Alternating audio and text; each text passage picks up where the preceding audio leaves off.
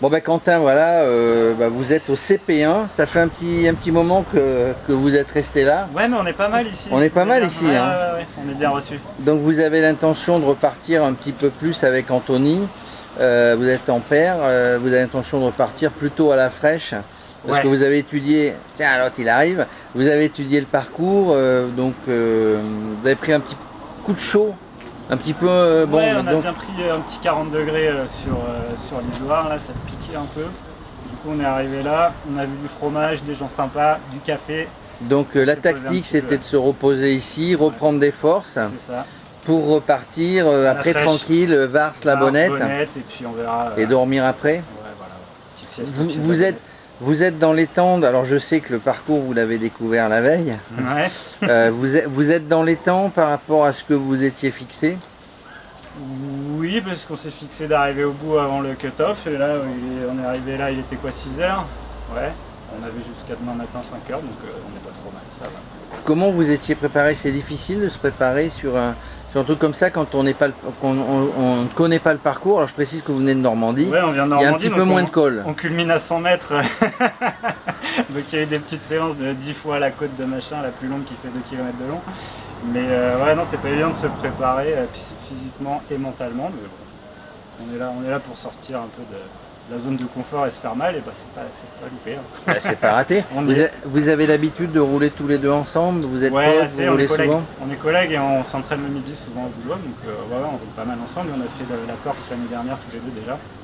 Donc c'est parce que vous avez été finisher en Corse que vous êtes ici. Yes. Vous faites souvent des sorties comme ça longue distance? On en avait fait pour la Corse. Et là, on n'a pas trop roulé ensemble avec le Covid, le boulot, on n'avait plus de douche le midi, donc on n'a pas trop roulé ensemble cette année, mais bon, on commence à se connaître un peu, donc ça passe. Donc c'est plus facile à deux parce qu'on se soutient, on s'encourage, quand il y en a un qui flanche un peu? Ouais, carrément. Mais ouais, puis on a vraiment le même rythme, je pense qu'il n'y a jamais plus de 50-100 mètres d'écart. Ouais, il faut une vraie cohésion quand on roule à deux. Hein. Ouais, il faut avoir le même niveau, le même état d'esprit, et puis à peu près le même rythme. Là, on craignait un peu avec le rythme de sommeil, mais bon, hier, on a fait les patachons, on a dormi à l'hôtel, donc finalement, ça se passe bien. Et puis là, on va voir ce que ça donne cette nuit, ça va être la première nocturne, là, par contre. En Corse, on avait dormi à l'hôtel à cause du couvre-feu, et là, on va découvrir la nuit. Vous avez des vélos spécialement préparés pour ça? Il y a des choses que vous amenez là, que vous n'emmenez pas forcément dans d'autres randos? Les bagages, et à part ça, ouais, c'est tout. J'ai acheté un vélo avec des freins à disque là, parce que... Ouais. J'ai fait un petit soleil. Les descentes en Corse. J'ai fait un petit soleil l'année dernière à cause d'un freinage un peu brutal et du coup j'étais un petit peu traumatisé du freinage et j'ai pas retrouvé la confiance, donc là avec les disques je suis plus rassuré, c'est spécial. Alors il y en a qui le font pour gagner à fond, vous et pour finir d'ailleurs, mais aussi, hein, vous le faites pour finir. Alors si vous aviez l'intention de gagner, bon, alors il va falloir accélérer. On a quand même une super carotte, c'est que si on finit, on est sur le podium. Parce qu'on n'est que 2 paires, donc d'office, on termine. Donc il faut deuxième marche du podium. C'est vraiment, voilà, l'objectif c'est de finir à votre rythme, sans se mettre dans le rouge, en y allant tranquillement. Pression, on se balade, on profite du paysage.